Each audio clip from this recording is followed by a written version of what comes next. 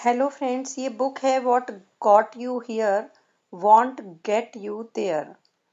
How successful people become even more successful. Writer है Marshall Goldsmith.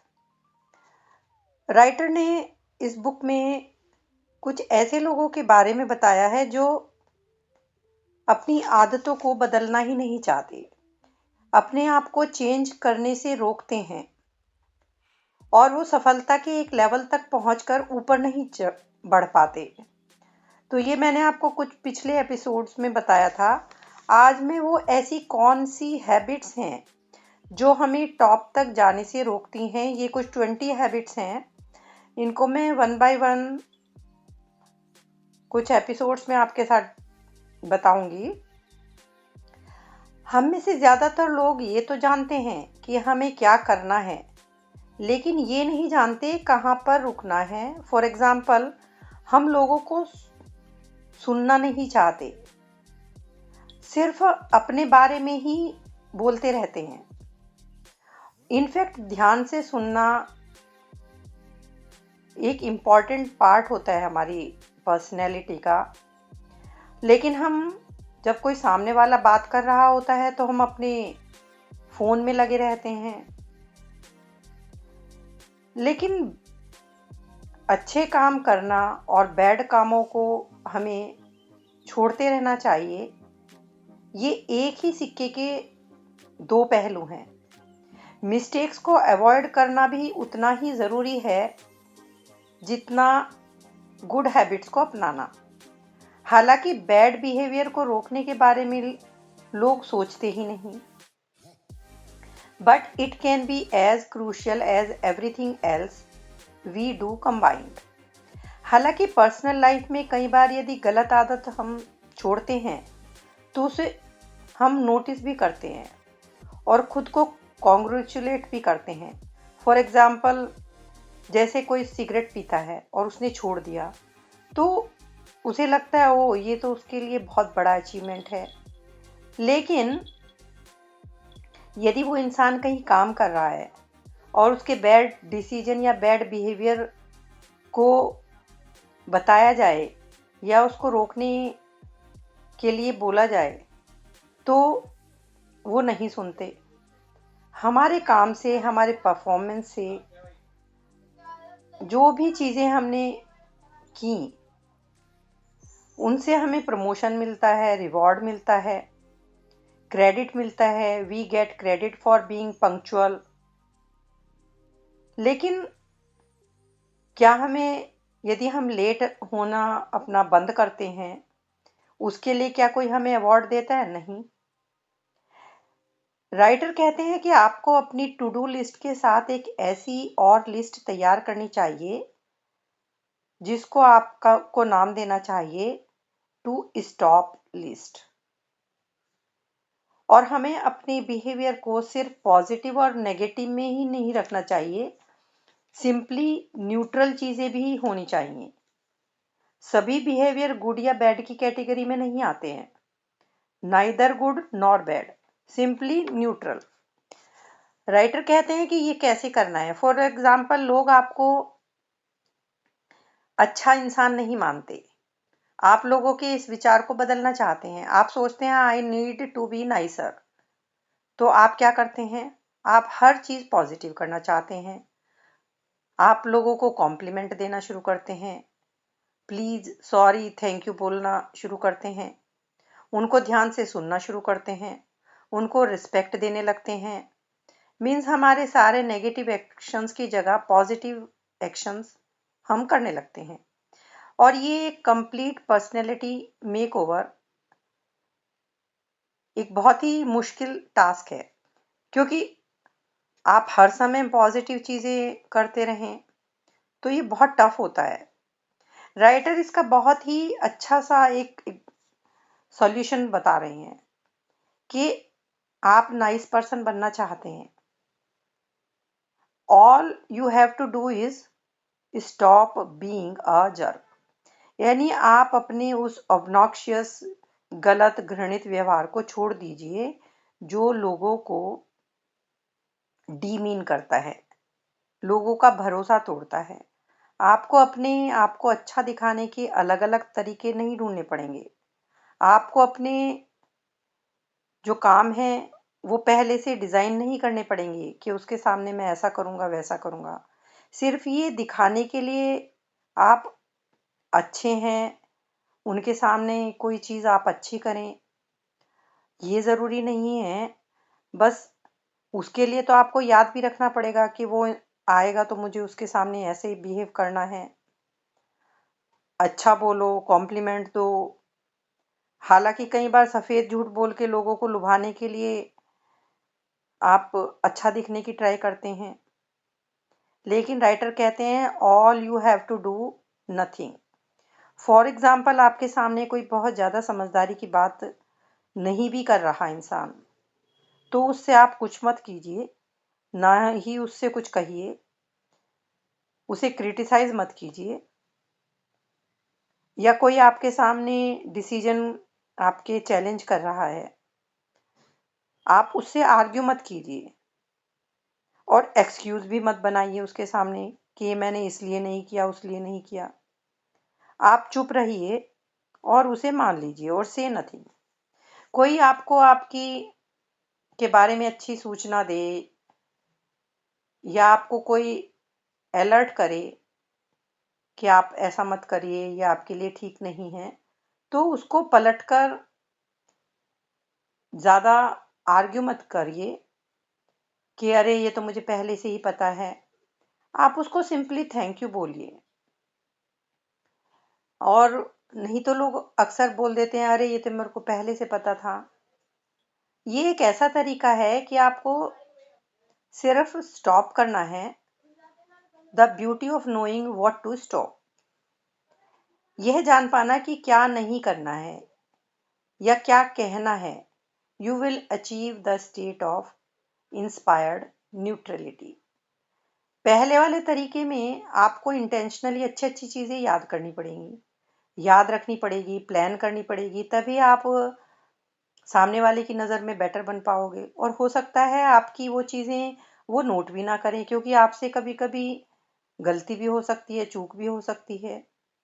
पर ये जो दूसरा मेथड राइटर बता रहे हैं जिसमें आपको खुद को सिर्फ रोकना है, कुछ कहना नहीं है, इसको इस तरह से समझिए जैसे एक बॉक्स है और एक नाइस पर्सन के रूप में आपको उसमें छोटे छोटे कुछ पॉजिटिव एक्ट जमा करने हैं।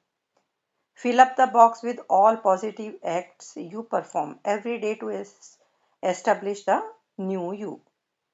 और वो भी ये जताने के लिए कि आप बदल चुके हैं। उसके लिए आपको वो पूरा बॉक्स भरना पड़ेगा और इसमें बहुत टाइम लगेगा। और फिर ये भी मुमकिन है कि लोगों का ध्यान जाएगा कि नहीं कि बॉक्स भर चुका है, ये भी हो सकता है ना हो। और दूसरी तरफ यदि अपने आप को आपने अपनी एनोइंग पर्सनैलिटी को रोक कर रख लिया, कुछ आपको नया नहीं सीखना है। I mean you don't have to fill up the box with all your positive achievements, you simply have to leave it empty of any negatives. Just stop doing what you have done in the past. जैसे आप past में उन चीज़ों का जवाब देते थे उल्टा फुल्टा बोलकर, उसको रोकना है। राइटर कहते हैं कि what is wrong with this. वो बताते हैं कि ये कोई ऐसी गलतियां नहीं है कि इंटेलिजेंस की कमी है या स्किल की कमी है या कोई साइकोलॉजिकल प्रॉब्लम है। नो, यहाँ जिन फॉल्ट्स की वो बात कर रहे हैं वो हैं ट्रांजैक्शनल फ्लॉज, जो एक व्यक्ति किसी दूसरे व्यक्ति के साथ अक्सर करता रहता है। इंटरपर्सनल बिहेवियर, और वो क्या क्या है, जैसे कि वो ऐसे बिहेवियर हैं, जीतना चाहता है हर कोई, विनिंग टू मच, हर स्थिति में हर हाल में, कि भाई मैं सामने वाले से ज़्यादा अच्छा हूँ। दूसरा होता है एडिंग टू मच वैल्यू, यानी अपनी बात को दूसरे की बात से ऊपर रखने की इच्छा रहना हर समय। थर्ड है हमारे अंदर पासिंग जजमेंट, यानी दूसरों को रेट करना, उनकी वैल्यू करना, उनको अपने स्टैंडर्ड को उनके ऊपर थोपना। फोर्थ है मेकिंग डिस्ट्रक्टिव कमेंट्स, यानी व्यंग्यात्मक सरकास्टिक कमेंट्स, बेकार के रिमार्क्स देते रहना, वो भी सिर्फ दूसरों को हर्ट करने के लिए। Unkind to hurt someone's feelings, जिससे वो हम सुपीरियर दिख सकें, पावरफुल दिख सकें, शार्प दिख सकें, विटी दिखा सकें खुद को। नो। फिफ्थ है स्टार्टिंग विद नो, बट और हाउएवर। ये नो, हाउएवर और बट इतने डैमेजिंग वर्ड्स हैं, ये नेगेटिव क्वालिफायर हैं। इनको कहने का मतलब होता है कि I am right and you are wrong. हर सेंटेंस में कोई कुछ बोलता है तो आप नो बोल दें, या बट बोल दें, या हाउएवर बोल दें, तो ये नेगेटिव इम्पैक्ट डालते हैं। सिक्स्थ है telling the world how smart they are, मतलब ये दिखाना कि जो लोग उनके बारे में समझते हैं वो उनसे कहीं ज़्यादा स्मार्ट है, यानी अपने आप को लोगों से ज़्यादा अपने आप को शो करना। सेवंथ है speaking when angry, emotionally volatility यानी अस्थिरता को मैनेजमेंट टूल की तरह से यूज़ करना, यानी कोई कुछ बोल रहा है तो गुस्से से उसको चुप करा देना, ये गलत है। एट्थ है नेगेटिविटी और let me explain why that want work, यानी ये बहुत से लोग, उनके सामने आप कुछ भी बोलिए, कोई इनसे इनकी ओपिनियन मांग भी नहीं रहा होता है या बोलने के लिए कह भी नहीं रहा होता है, पर ये अपने नेगेटिव थॉट्स ज़रूर शेयर करते हैं। नाइन्थ है विद होल्डिंग इन्फॉर्मेशन, यानी वो चीज़ें उस समय शेयर नहीं करते जब उनको करनी चाहिए, वो अपनी वो चीज़ तब शेयर करते हैं जब वो ये दिखा सकें कि वो दूसरों के मुकाबले में ज़्यादा होशियार हैं, तो अपनी इंफॉर्मेशन को रोक के रखते हैं। The refusal to share information in order to maintain an advantage over others. Tenth है failing to give proper recognition, सामने वाले को तारीफ ही नहीं करते, प्रशंसा ही नहीं करते, कुछ रिवॉर्ड ही नहीं देते। 11th है claiming credit that they don't deserve, यानी हर सक्सेस में अपने को ही क्रेडिट देते रहना, चाहे उसमें किसी दूसरे का भी हाथ हो।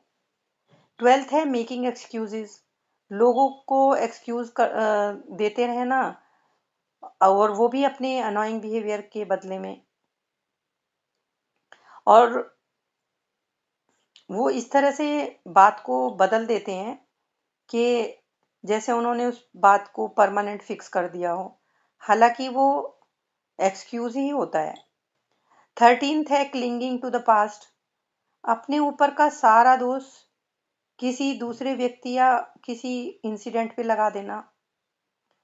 14th है प्लेइंग फेवरेट, इस तरह के लोग ये नहीं देख पाते कि वो किसी व्यक्ति के साथ अनफेयर कर रहे हैं, वो अपने फेवरेट लोगों पे जो उनको बटरिंग करते हैं उनको फेवर करते हैं। 15th है रिफ्यूजिंग टू एक्सप्रेस रिग्रेट, अपने काम की रिस्पॉन्सिबिलिटी नहीं लेते, ना ही ये मानते कि ये गलत है।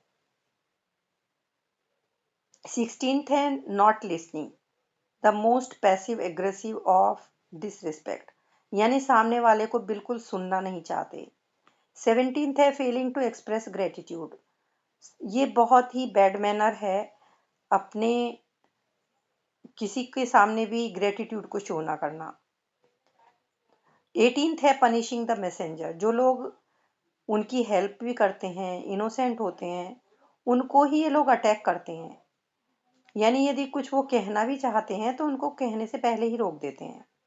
19th है पासिंग द बक, अपने को छोड़कर हर किसी को ब्लेम करते हैं। और 20th है an excessive need to be me, यानी अपनी गलतियों को भी ऊंचा समझना, अपने आप को ज़्यादा गुणी मानना, वर्चू मानना, सिंपली बिकॉज ऑफ ईगो। और ये जो 20 गलतियां हैं, ये बिहेवियरल प्रॉब्लम्स हैं, इनको जस्टिफाई करने के लिए ये कहा जा सकता है कि किसी दूसरे पर्सन के सामने एक उस व्यक्ति को एडवांटेज मिल जाता है। I mean these flaws functions as clever counterintuitive tactics for getting a leg up on rivals. लेकिन राइटर कहते हैं यदि इन कमियों को हम सुधार लेते हैं तो हमें ज़्यादा लोग पसंद करेंगे।